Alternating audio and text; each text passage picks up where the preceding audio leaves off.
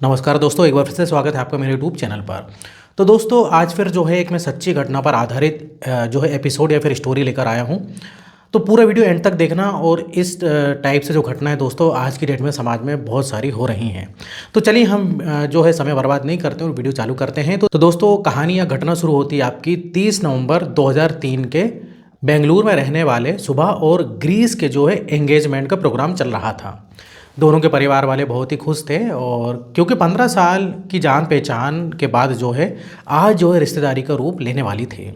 दरअसल जो है सुबह नाम की जो लड़की है ये अपने परिवार के साथ बेंगलुरु में रहती थी और कुछ ही दूरी पर जो है ग्रीस नाम का लड़का भी अपने परिवार के साथ रहता था। ग्रीस का पूरा नाम जो है बीबी ग्रीस था। इसकी उम्र जो है करीब दोस्तों 27 साल की थी और ये जो है बेंगलुरु में ही जो है इंटेल में जो है एक जो है सॉफ्टवेयर इंजीनियर के रूप में जो है काम करता था। अब देखिए इधर जो है वहीं दूसरी तरफ जो सुबह है, सुबह का पूरा नाम जो होता है सुबह शंकर नारायण था। इसकी उम्र जो थी 21 साल की थी और दोस्तों ये जो है एक कॉलेज से जो है लॉ की पढ़ाई कर रही थे। एंगेजमेंट के प्रोग्राम के बाद जो है इन दोनों की शादी की तारीख भी तय कर दी जाती है जो अप्रैल 2004 की होती है। वैसे तो सुबह और गिरीश एक दूसरे को सालों से जानते थे और लगभग बोले तो 15 साल से जो है इन दोनों के परिवार में मेलजोल था, एक पहचान थी। लेकिन अब क्योंकि सुबह और ग्रीस शादी के बंधन में बंधने जा रहे थे, अब दोस्तों ग्रीस जो है सुबह से फ़ोन पर बात करने की डिमांड रखता है जो कि सुबह द्वारा भी मान ली जाती है और उसके परिवार द्वारा भी मान ली जाती है। और ये दोनों जो है फ़ोन पर काफ़ी जो है बात करते हैं, शुरू कर देते बात करना। अब दोस्तों इधर होता क्या है कि एंगेजमेंट हुए अभी 2 से 3 दिन ही हुआ था। ये दिन था 3 दिसंबर 2003 का, जब जो है सुबह ग्रीस से कहती है कि चलो आज शाम को हम दोनों डिनर पर चलते हैं। और ग्रीस भी सुबह की ये बात मान लेता है और अपनी ड्यूटी ख़त्म करके शाम को वो अपने स्कूटर लेकर सुबह को पिक करने के लिए उसके घर पर चला जाता है। इस डिनर के बारे में जो है सुबह ने अपने घर में बताया हुआ था और ग्रीस ने भी अपने घर में बताया हुआ था। ये दोनों डिनर पर चले जाते हैं और रात के तकरीबन जो है 10:30 बज जाते हैं, लेकिन ग्रीस और सुबह अपने घर वापस नहीं आते हैं। और इसी के चलते जो है जो ग्रीस के घर वाले होते हैं वो जो है सुबह के घर में फ़ोन करके पता करते हैं कि भाई सुबह घर आई है या नहीं आई है। तो पता लगता है कि सुबह भी घर पर नहीं आई है। अब इस इंसिडेंट के कुछ देर बाद ही जो ग्रीस के पिता होते हैं उनके पास जो है मणिपाल हॉस्पिटल से जो एक फ़ोन आता है कि आप लोग जल्द से जल्द जो है हॉस्पिटल आ जाइए, आपके बेटे की हालत जो है बहुत ही गंभीर है। इतना सुनते ही ग्रीस के घर वाले जो है मणिपाल जो है हॉस्पिटल चले जाते हैं और वहीं जो है सुबह के घर वाले भी जो है मणिपाल हॉस्पिटल पहुँच जाते हैं और वहाँ चलकर उन्हें पता लगता है कि सुबह ग्रीस जब रात को डिनर करके घर वापस आ रहे थे तो रिंग रोड पर जो है एयरव्यू पॉइंट के पास खड़े थे, जहाँ पर कुछ जो है गुंडे बदमाश आ जाते हैं, लूटपाट की कोशिश करते हैं और इसी दौरान जो है ग्रीस के सर पर जो भारी रॉड से वार कर दिया जाता है, जिससे जो है उसकी हालत काफ़ी गंभीर हो जाती है। अब जैसे तैसे जो है सुबह उसको हॉस्पिटल तक लेकर आती है और यहाँ पर उसकी कंडीशन काफ़ी ज़्यादा क्रिटिकल लग रही थे। अब अगले दिन यानी कि 4 दिसंबर 2003 की सुबह तकरीबन 8 बजे जो ग्रीस है उसकी मौत हो जाती है। डॉक्टर्स बताते हैं कि उसके सर में जो जिस रोड से वार किया गया था उसके कारण जो है उसको बहुत बुरी तरीके से चोट आई है, यहाँ तक कि सर में जो है फ्रैक्चर वगैरह हो गया है, तो जिस कारण उसकी जान बचाना मुश्किल था और उसकी जान बच नहीं पाती है। अब देखिए उसकी मौत हो गई और यहाँ पर जो ग्रीस के पिता होते हैं वो बिना देरी करे नज़दीकी पुलिस स्टेशन में जाके अज्ञात बदमाशों के खिलाफ जो है एफआईआर फाइल करवाते हैं और पुलिस को सारी जो है बातें बताते हैं। अब दोस्तों एक पिता के लिए इससे बुरा क्या हो सकता है कि उसका जवान लड़का जो है चला गया, जिसकी सगाई अभी भी हुई थी और शादी भी जो है होने वाली थी। तो ये बहुत ही ज़्यादा एक दुखद घटना थी जो है ग्रीस के परिवार या बोले तो पिता के लिए। अब दोस्तों इधर होता क्या है कि पुलिस हॉस्पिटल में आ जाती है और छानबीन शुरू कर देती है। सुबह को जो है सबसे पहले सुबह से पूछताछ करती है और उसका स्टेटमेंट लेती है कि जिस वक्त जो है ग्रीस के ऊपर हमला हुआ था तो उसके साथ में केवल सुबह ही मौजूद थे। अब सुबह पुलिस को बताती है कि डिनर करने के बाद जो है जब वो घर की तरफ वापस आ रहे थे थोड़ी देर के लिए एक एयरव्यू पॉइंट पड़ता है, जहाँ पर जो है भाई जो आपका एयरप्लेन होता है लैंड करते हुए या टेक ऑफ करते हुए दिखता है। तो वहाँ पर जो है वो खड़े हो गए, खड़े होकर जो है प्लेन्स की लैंडिंग वगैरह देख रहे थे, आपस में बातें कर रहे थे। तभी वहाँ पर दोस्तों उधर पर 3 लोग आ जाते हैं। कुछ लोग लूटपाट करने की कोशिश करते हैं। लूटपाट का जब विरोध ग्रीस करता है तो एक भारी रॉड से जो है ग्रीस के सर पर जो है वार कर दिया जाता है, जिससे ग्रीस के सर पर जो है बहुत गंभीर चोट लगती है और खून बहना शुरू हो जाता है और वो गिर जाता है। जैसे तैसे जो है गाड़ी वाले से लिफ्ट लेकर सुबह उसको हॉस्पिटल तक लाती है और यहाँ पर इलाज के दौरान जो है अगले दिन ग्रीस की जो है मौत हो जाती है। पुलिस सुबह का स्टेटमेंट लेती है और छानबीन शुरू करती है। अब शुरुआती जो है छानबीन में दोस्तों ऐसे ही लग रहा था कि लूटपाट की कोशिश थी, लेकिन यकीन मानिए कि केस जितना जो है सिंपल लग रहा है उतना सिंपल नहीं है। इस केस में इतने ज़्यादा जो है ट्विस्ट एंड टर्न है दोस्तों, पूरा वीडियो जरूर एंड तक देखना आप। अब दोस्तों इधर क्या होता है कि पुलिस अपनी छानबीन जो है शुरू करती है और सबसे पहले रिंग रोड के उस इलाके में जाती है जहां पर ग्रीस के ऊपर ये हमला हुआ था। वहां पर एयर व्यू पॉइंट था, वहां पर जाकर लोगों से पूछताछ की जाती है। उस जो है टाइम पर जो है सीसीटीवी कैमरे वगैरह इंस्टॉल दोस्तों नहीं हुआ करते थे, क्योंकि ये बहुत पुरानी बात है 2003 की, तो इस टाइप से टेक्नोलॉजी जो है भाई ज़्यादा नहीं थी। तो पुलिस को वहाँ से भाई कोई भी एविडेंस या सुराग नहीं मिलता है। अब पुलिस वापस आती है और पुलिस इस बात को लेकर काफ़ी कंफ्यूज थी कि इस केस की छानबीन कहाँ से शुरू करें। इसी बीच में पुलिस को मालूम चलता है कि 3 दिन पहले यानी कि 30 नवंबर 2003 को ही सुबह और ग्रीस की जो है एंगेजमेंट हुई थी। पुलिस यहाँ पर डिसाइड करती है कि वो इन दोनों के एंगेजमेंट के वीडियोस देखेगी, हो सकता है कि वहाँ से इनको कुछ क्लू मिल जाए। तो वो जो है एंगेजमेंट की वीडियो कई बार देखती है पुलिस, और यहीं पर एक पुलिस ऑफिसर जो है एक चीज़ नोटिस करता है कि इस प्रोग्राम के दौरान ग्रीस तो बहुत खुश दिखाई दे रहा है, लेकिन सुबह का चेहरा लटका हुआ है, वो बिल्कुल भी खुश नहीं दिखाई दे रही। अब यहाँ से जो पुलिस है वो दोबारा से सुबह से बातचीत करती है।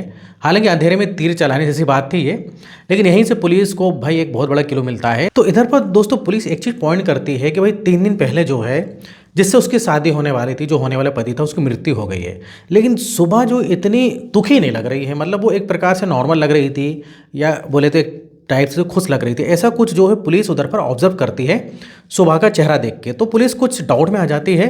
तो इधर क्या करती है दोस्तों पुलिस, फिर सुबह का जो मोबाइल नंबर होता है उसको लेकर जो है कॉल डिटेल्स जांचने का जो है काम इधर पर शुरू कर देती है। और यहाँ से पुलिस के हाथ में एक सबसे बड़ा सबूत मिलता है। पुलिस को सुबह की कॉल डिटेल्स में एक नंबर मिलता है जिस पर जो है काफ़ी दिनों से काफ़ी देर तक बातें क्या करती थी। और जिस दिन ग्रीस के ऊपर ये हमला हुआ उस दिन सुबह ने उस नंबर पर लगभग 72 बार कॉल किया था। पुलिस नंबर की छानबीन करती है तो मालूम चलता है कि यह नंबर किसी अरुण वर्मा नाम के लड़के की है। अब पुलिस जो है उस नंबर की छानबीन करती है तो पुलिस को यहाँ ये भी मालूम चलता है कि अरुण वर्मा और कोई नहीं बल्कि सुबह के साथ उसी के कॉलेज में पढ़ने वाला एक स्टूडेंट है। अब पुलिस उसके कॉलेज में जाती है, कॉलेज में जाकर अरुण वर्मा के बारे में पूछताछ की जाती है।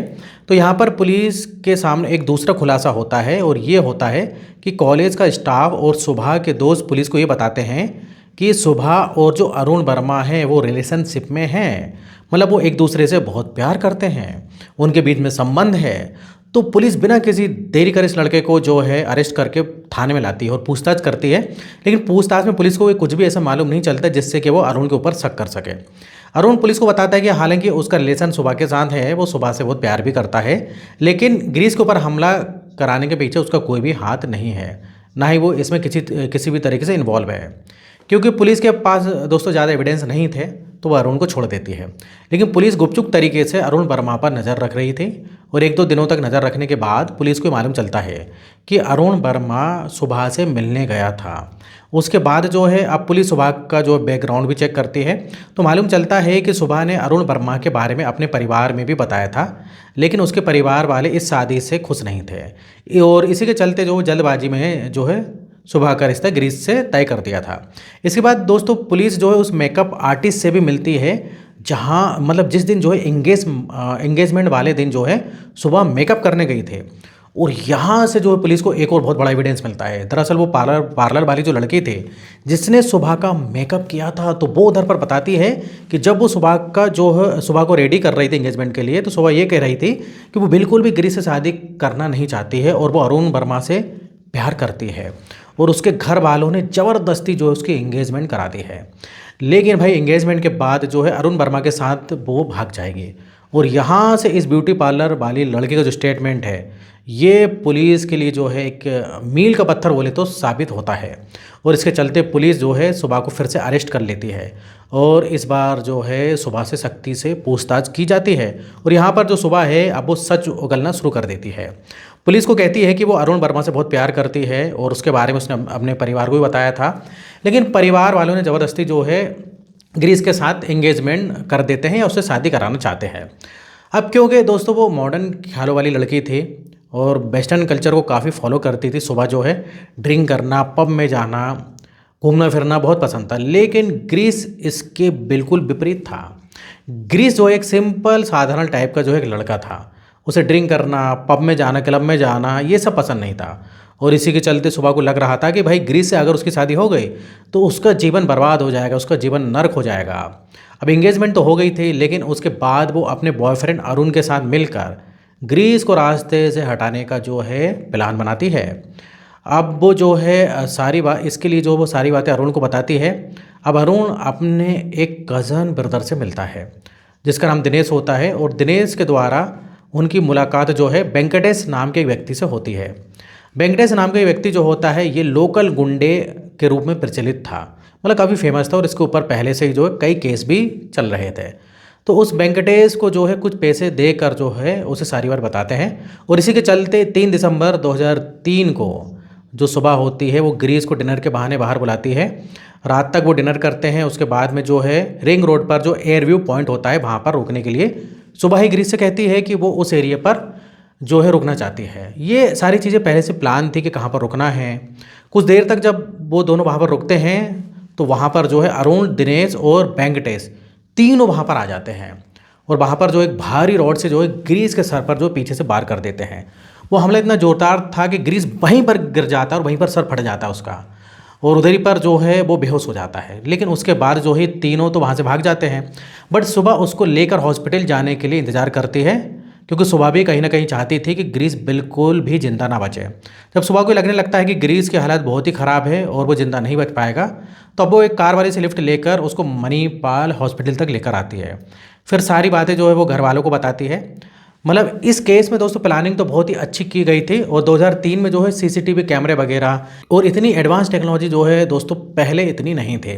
लेकिन पुलिस की सूझबूझ के चलते इस मामले का पूरा खुलासा हुआ, और पुलिस को ये मालूम चला कि ग्रीस की हत्या के पीछे सुबह उसके बॉयफ्रेंड अरुण वर्मा, उसके कज़न दिनेश और उनका दोस्त वेंकटेश का हाथ है।